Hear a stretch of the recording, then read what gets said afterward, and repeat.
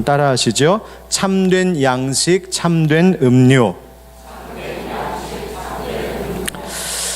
여러분, 더운 날씨에 식사 잘 챙겨 들고 계십니까? 날씨가 너무 덥다 보니까 입맛도 잃었다 이런 얘기를 종종 듣게 되는데요. 저 같은 사람은 나도 입맛 좀 없어봤으면 좋겠다 그런 생각도 가끔 듭니다. 저는 입맛 하나만큼은 거의 군대 훈련소 막 입소한 훈련병 같은 입맛을 가지고 있고요. 또 음식을 거의 안 가립니다. 그래서 거의 아프리카 오지 선교사님들 입맛 가지고 있습니다. 그러니까 가리는 게 없어요. 그래서 아마 다이어트가 평생 함께 가야 할 친구 같기도 하고요.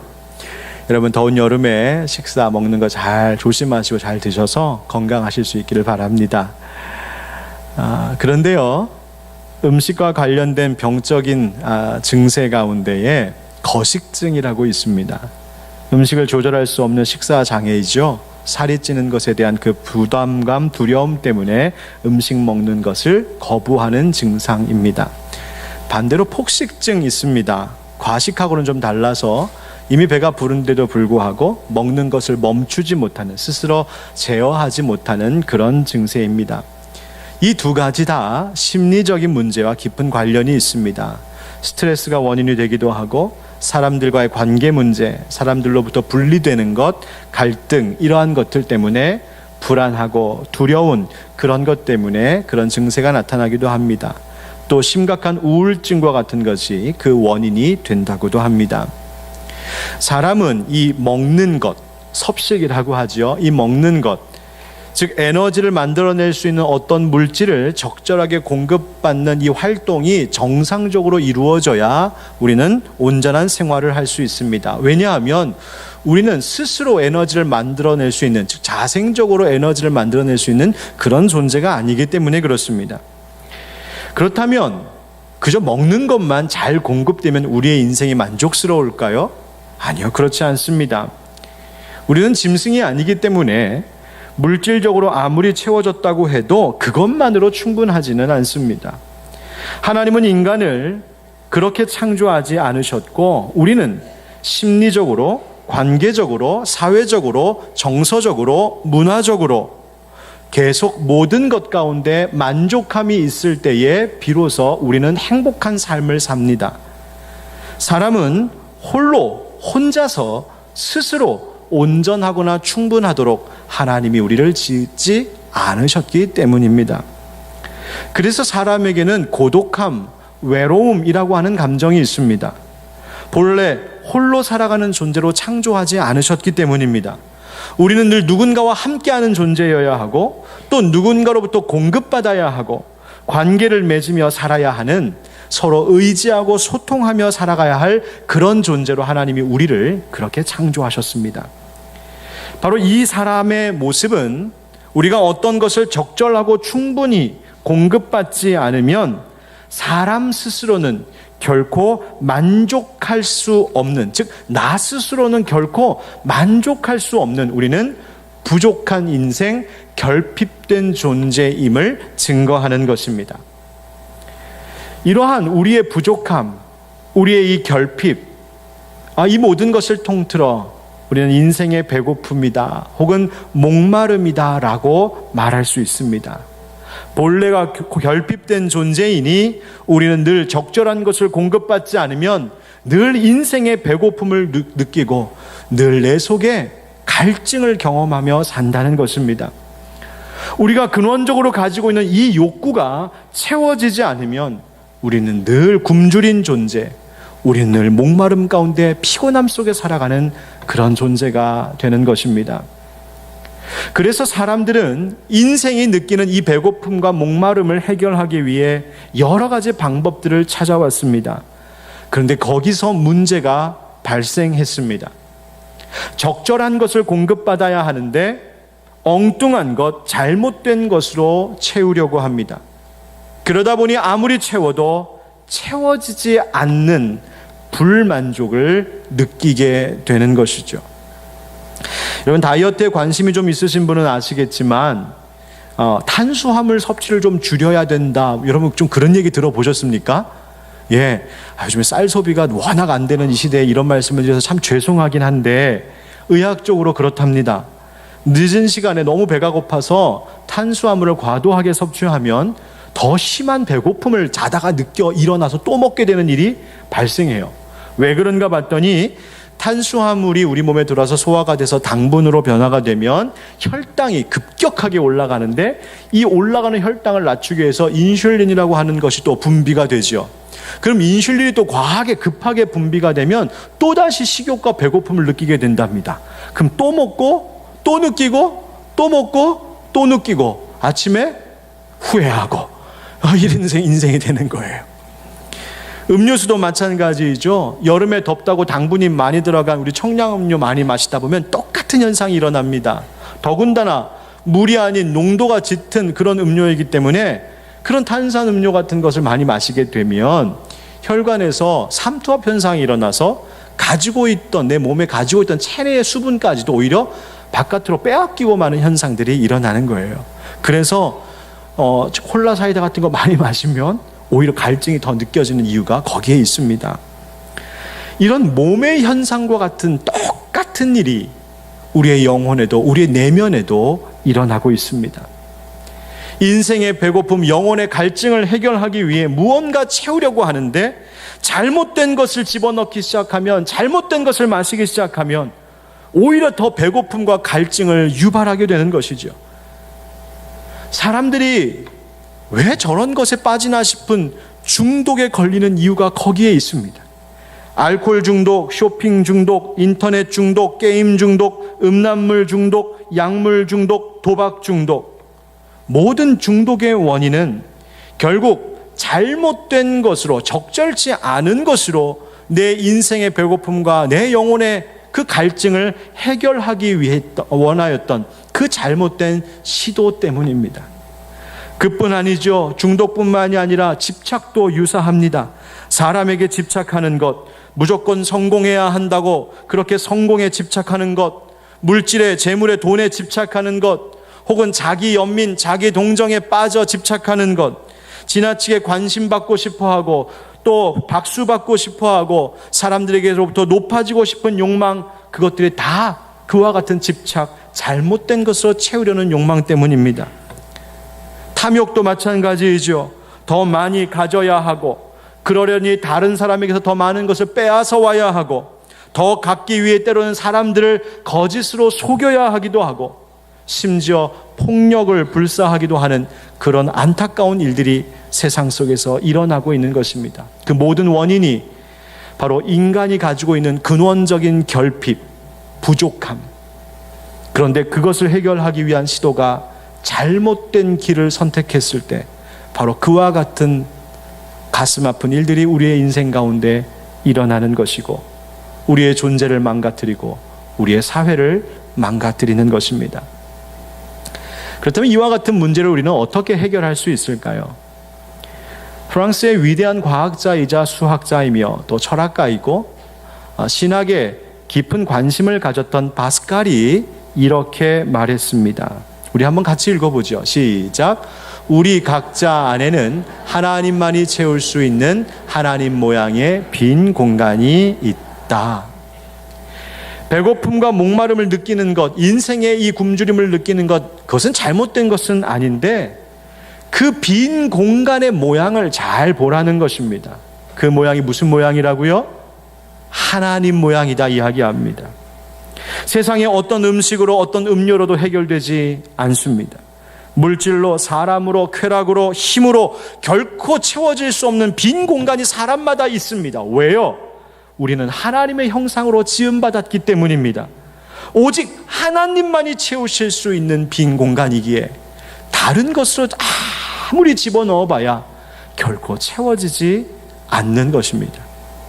실제로 어떤 어린 아이들, 종교적인 체험이나 그런 신앙적인 체험을 전혀 해본 경험이 없는 어린 아이들을 대상으로 연구한 것이 있는데 그런 아이들조차도 어떤 초월적인 존재에 대한 갈망, 어떤 초월적인 존재, 신적인 존재와 관계를 맺고 그 초월적인 대상으로부터 공급받기를 원하는 갈망이 그런 어린아이들에게도 있음을 연구 결과 나타났다고 합니다. 그렇습니다, 여러분. 우리가 살면서 느끼는 인생의 모든 배고픔과 내 내면의 그 목마름은 결국 영적인 문제였습니다. 물질의 부족함도 아니고 관계의 부족함도 아니고 힘의 부족함도 아니고 세상의 쾌락이 주는 즐거움의 부족함도 아니고 영적인 부족함, 하나님 모양의 빈 공간이 채워지지 않아서 우리는 그토록 배고파하고 그토록 목말라 했던 것입니다.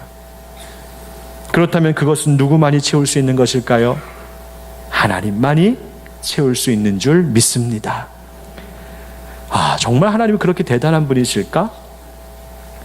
우리 개신교가 믿는 바가 무엇인지를 잘 담고 있는 신앙 고백 중에 대표적인 것이 17세기에 만들어진 웨스트민스터 신앙 고백입니다. 그 가운데 하나님에 대하여 그 신조가 이렇게 고백하는 내용이 있습니다. 제가 읽어드리지요.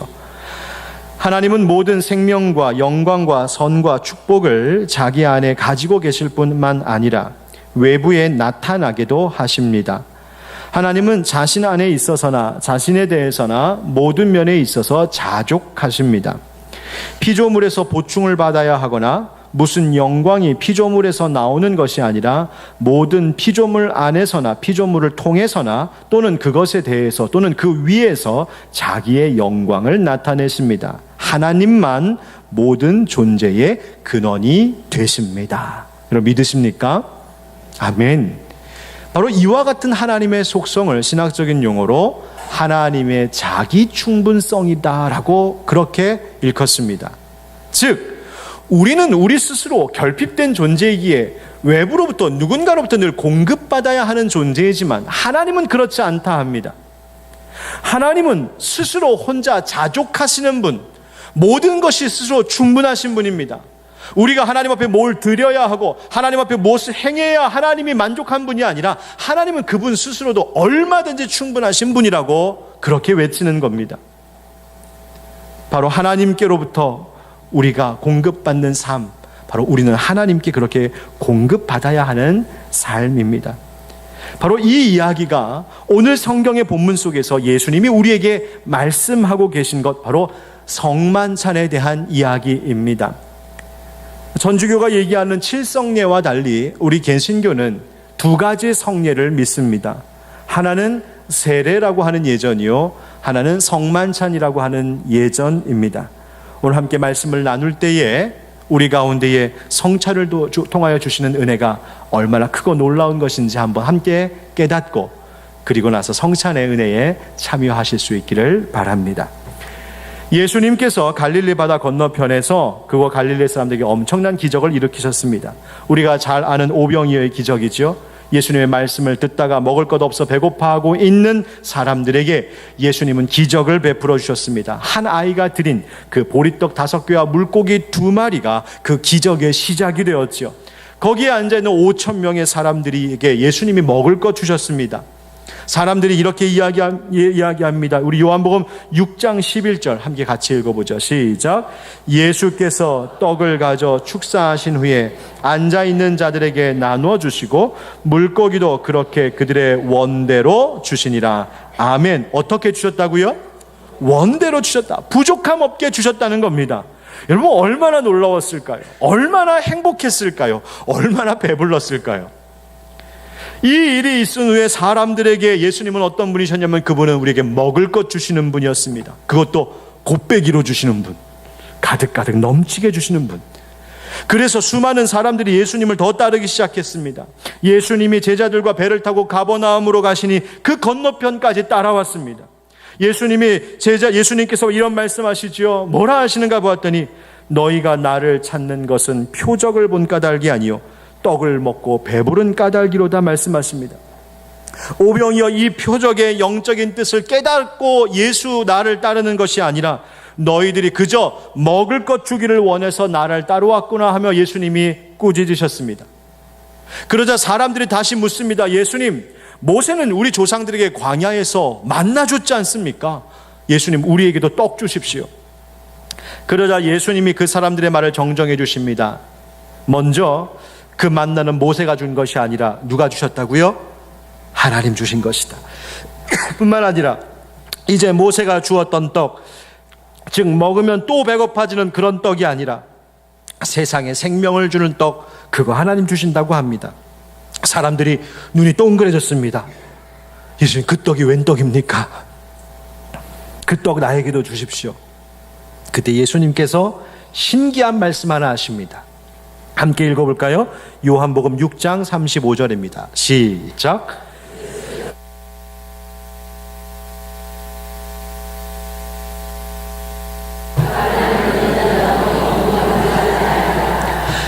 이 말을 들은 사람들 눈이 더 동그래졌습니다. 아니, 나에게 오면 절대로 앞으로 배가 고프지 않을 거라니, 나를 믿으면 영원히 목마르지 않을 거라니, 도대체 그게 무슨 말인가? 지금 저 말을 하고 있는 사람은 우리가 잘 아는 목수 요셉의 아들이지 않는가? 평범한 인간이 어떻게 그런 일을 할 수 있는가? 방금 전에 오병이어의 기적을 경험했던 사람들이 예수 그리스도를 믿지 못합니다. 예수님 이어 말씀하시죠. 내가 생명의 떡이다. 광야에 만나는 그것을 먹었어도 사람들이 결국 죽을 수밖에 없었지만, 생명의 떡인 나를 믿으면, 나를 먹으면 너희가 죽지 않을 것이라고 예수님 말씀하십니다. 그러자 사람들이 웅성거리기 시작합니다. 어떻게 자기 살을 그렇게 내어준단 말인가? 이 말을 하고 있는 예수님 보니까 별로 그렇게 살점이 많은 것 같지도 않고 엄청 고생은 대단히 하신 것 같은데 무슨 살을 내어준다고 그런 끔찍한 이야기를 하시는가? 사람들이 오해했습니다. 실제로 로마 제국은 예수 그리스도를 믿는 이들이 주님의 몸과 주님의 피를 먹고 마신다는 이것이 저들이 사람의 인육과 피를 먹고 마신다는 그런 끔찍한 야만인과 같은 일들을 한다고 생각하고 그런 죄를 뒤집어 씌워 예수 그리스도 믿는 그리스도인들을 핍박하는 명분으로 삼기도 했습니다. 하지만 예수님이 말씀하신 것은 그런 뜻이 아니었죠. 예수님께서 하신 말씀은 예수님 나를 믿으라 하신 것이었습니다. 이제 이어서 주시는 진정한 성만찬의 의미가 무엇인지를 주님께서 이어 우리에게 들려주십니다.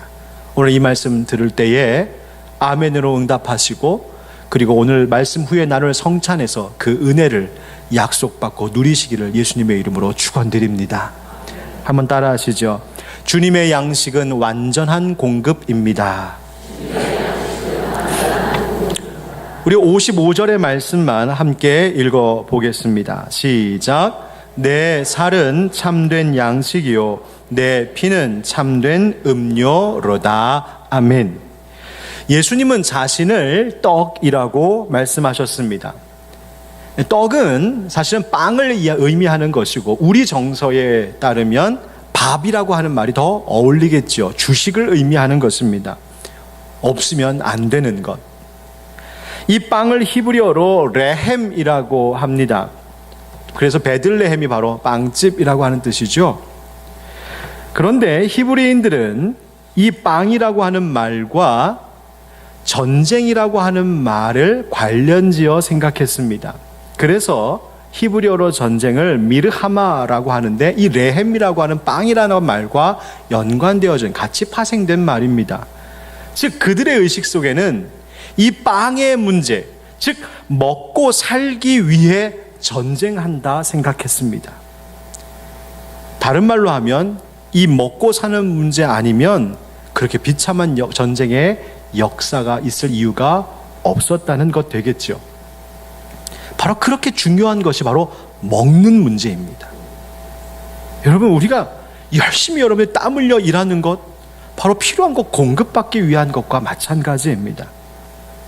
그러나 어떤 음식도 어떤 물질도 결코 영원할 수 없다는 데에 문제가 있습니다. 인간들이 서로 죽이며 전쟁을 치르면서 마침내 얻어낸 양식, 그것은 그날로 먹고 마시면 끝나버리고 맙니다. 인류 역사 속에 그토록 비참한 역사의 기록을 남겨야 했던 수많은 전쟁들, 그런데 그 전쟁들을 통하여서 다 얻어낸 양식들, 그 물질들 이제 다 어디가 있을까요? 다 사라지고 없지 않습니까? 이런 인간에게, 이런 세상을 향하여 예수님 말씀하셨습니다. 바로 참된 양식, 참된 음료, 바로 여기에 있다고 말씀하십니다. 여기서 참된이라고 하는 말은 알레데스라고 하는 헬라어를 썼는데 그 뜻은 true, real, 진정한 이런 뜻입니다. 다시 말하면 세상 사람들이 그렇게 쫓아다니는 음식, 너희들이 나에게 와서 달라고 하는 그 떡, 그 빵, 그것은 사실은 참된 음식이 아니야. 그것은 있다가도 없을 수 있는 거야. 그것으로 너희들의 인생이 채워지지 않아. 진짜 음식, 진짜 양식은 나야 라고 예수님 말씀하십니다. 세상이 주는 양식은 곧 사라지지만 예수님이라고 하는 양식은 영원한 것입니다. 세상이 주는 양식은 늘 부족하지만 예수님이라는 양식은 늘 우리를 충분하게 합니다. 세상이 주는 양식은 늘 제한적이어서 때로는 부족하지만 예수님이라고 하는 양식은 언제나 차고 넘치는 것이 바로 우리 주님이라고 하는 양식입니다. 사랑하는 성도 여러분, 진정한 양식, 진정으로 우리를 먹여 살리시는 분은 우리의 주님, 우리 하나님 아버지이신 줄 믿으시기 바랍니다. 사랑하는 성도 여러분, 나에게 가장 완벽한 공급 되시는 우리 주님을 만나십시오. 그리고 이 성찬의 자리로 나오실 때 그 주님께 나아오는 것임을 믿고 나아오십시오. 세상 그 어느 곳에서도 누구에게서도 받을 수 없었던 가장 완전하고 충분한 공급 채워주심이 바로 여러분 눈앞에 보이는 이 성찬의 이 식탁 앞에서 이루어지게 되는 줄 믿습니다. 두 번째로 따라 하시죠. 주님의 식탁은 확실한 약속입니다. 사람이 많은 사람들 속에서 살면서도 종종 외로움을 느끼는 이유가 무엇일까요? 많은 것을 이루고 소유하고 또 쌓아두어도 여전히 두렵고 불안한 이유는 도대체 무엇일까요? 여러 이유가 있겠지만 그 모든 것을 한 가지로 종합하여 이야기하면 내가 보고 내가 느끼고 내가 소유하고 있는 모든 것들이 확실치 않기 때문에 그렇습니다. 많은 사람들 속에 있으면서도 이 중에 나를 이해하는 사람은 얼마나 될까 의심스럽습니다. 많은 사람들 속에 있으면서도 내 아픔 말고 그거 공감해주고 함께 해줄 사람이 과연 있을까? 내 고통의 문제를 해결해 줄 사람이 여기에 있을까? 저 사람들에게 내가 얼마나 그들을 믿고 나를 열고 내 속에 있는 것을 털어놓고 얘기할 수 있을까? 나를 저들에게 맡길 수 있을까? 정말 저들 가운데 나를 위로해주고 나와 함께 있어주고 나를 지켜줄 사람, 그런 능력 있는 사람이 과연 있을까? 바로 그 불확실함 때문에 우리는 외로워하고 고독해합니다. 아무리 많은 것을 소유한다고 해도 우린 두렵습니다. 왜요?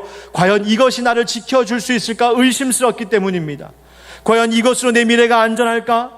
내가 이만큼 쌓아둔 것으로 내 앞으로의 내일이 불안하지 않을까? 이것으로는 부족하지 않을까? 다른 무엇이 더 있어야 하진 않을까? 그 늘 불확실함과 두려움 때문에 우리는 그렇게 불안해하며 사는 것입니다. 그런데 오늘 예수님께서 우리에게 확실하게 말씀해 주십니다. 오늘 53절, 54절 그리고 58절 말씀 함께 연이어 읽어보겠습니다. 시작. 예수께서 이르시되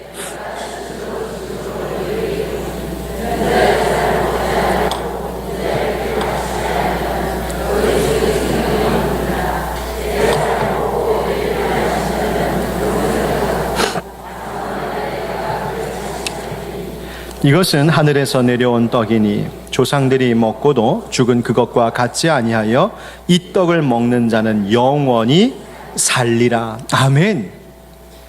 주님의 양식을 먹는 자는 산다는 겁니다.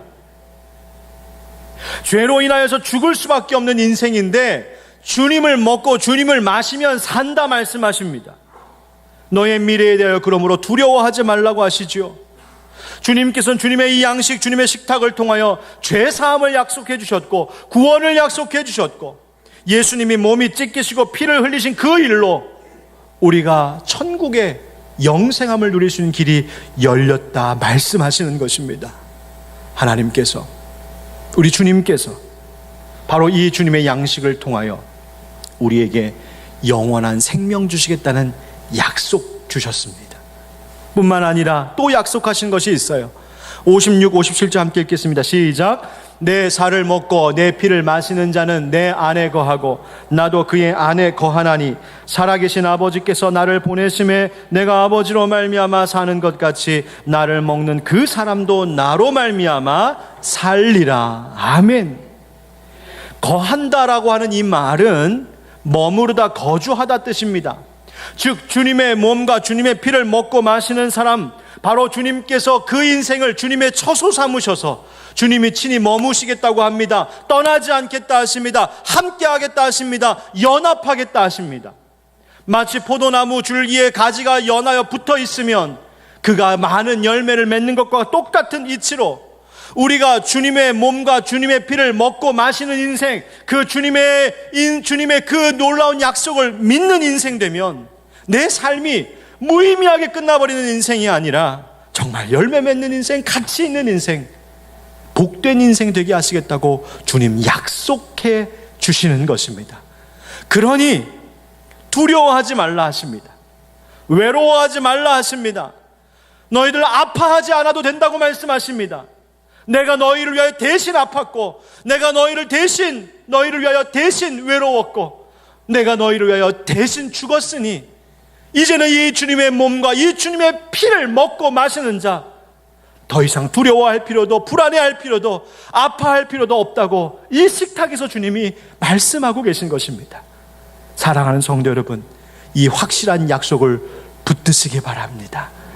불안한 세상 속에서 주님의 식탁 앞으로 나오십시오. 주님의 이 양식을 먹고 마시십시오. 주님이 여러분과 함께 해주실 줄 믿습니다. 세 번째로 따라하시지요. 주님의 양식은 기쁨의 감사입니다. 주님의 양식, 이 성찬은 우리에게 여러 가지 신학적인 의미를 주고 있습니다. 조금 정리해서 소개해드리면 이런 것입니다. 성만찬은 하나님 아버지께 드리는 감사이다. 성만찬은 예수 그리스도에 대한, 즉 그분의 죽음과 고난과 부활에 대한 기념이요 회상이다. 성찬은 성령님의 임재를 초대하여 성령님과 함께하는 것이다. 성찬은 성도 안에 우리가 한 몸임을 믿는, 또 고백하는 교제이다. 성찬은 그래서 하나님 나라의 기쁨의 잔치요, 더 나아가 이 세상, 이 사회에서 우리가 합당한 그 일을 감당해야 할 바로 성찬은 해방과 정의의 실현이다 하는 의미를 담고 있습니다. 우리가 여러 가지 의미들을 함께 묵상하는 가운데 그 가운데 종종 우리가 간과하고 있는 것 중에 하나가 바로 감사요, 하나님 나라의 잔치라고 하는 개념입니다. 제가 사고로 병원에 한 6주 정도 입원해 있을 때 아주 특별한 경험을 했습니다. 병원에 입원해 누워 있는데 그러니 주일도 갈 수가 없고 병원에 있는 예배는 드려야겠고 어떻게 해야 하나 하는데 마침 제 밑에 층에 제가 섬기던 그 교회에 다른 성도님들이 몇 분이 함께 누워 계신 것을 제가 발견했습니다. 이분들도 예배 드려야겠구나. 제가 또 밑에 층으로 이렇게 신방을 가니까 또 서로 우리 교회 목사님이에요 이렇게 소개하면서 이렇게 함께 또 교제하게 돼서 또 거기에 다른 믿는 분들이 많이 있는 것을 보게 되었습니다. 그래서 주일에 저도 환자복 입은 그대로 목발 짚고 어떤 분들은 휠체어 타고 링거 꽂고 붕대 감고 그리고 지하에 있는 작은 방에 모여서 함께 주일에 예배를 드리며 몇 주를 보냈습니다. 그러던 주일 가운데 하루는 본교회에서 성찬식이 있는 주일임을 알게 되었습니다. 주일 아침이 되었는데 너무 샘이 나는 거예요. 우리 다른 성도님들은 지금 교회에서 주님의 이 양식을 먹고 나누고 마시고 기쁨 가운데 있을 텐데 우리는 뭔가. 그래서 제가 사모에게 아침 일찍 전화했습니다. 여보, 당신 일부 예배 참석해서 일부 예배를 마치거든 내가 다른 부목사님들한테 말해 놓을 테니까 그때 나누었던 성찬, 즉 그 떡과 잔 남은 거를 싸가지고 오세요. 그래서 제 사모가 그 떡과 잔을 싸가지고 병원에 왔습니다. 그래서 이제 입원 환자들과 함께 예배 드릴 때 제가 그 성찬을 가지고 집례를 했습니다. 얼마나 감사하고 얼마나 은혜가 넘치는지.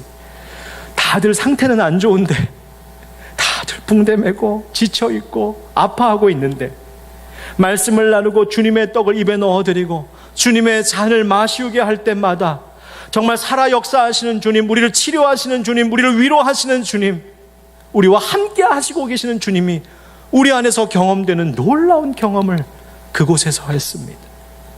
사랑하는 성도 여러분, 그 주님이 지금도 이곳에 함께 하시는 줄 믿습니다. 여러분, 하나님께서 이 성찬을 통하여 치료하시고 고쳐주실 줄 믿습니다. 그러므로 믿음으로 나아오십시오. 그리고 감사하십시오. 나에게 은혜 베풀어 주시겠다 약속하신 그 주님의 식탁이 여기 있으니 이런 믿음으로 나와 감사함으로 기쁨으로 받으십시오. 하나님께서 여러분의 삶을 놀랍도록 회복시켜 주실 줄 믿습니다. 우리 함께 기도하겠습니다.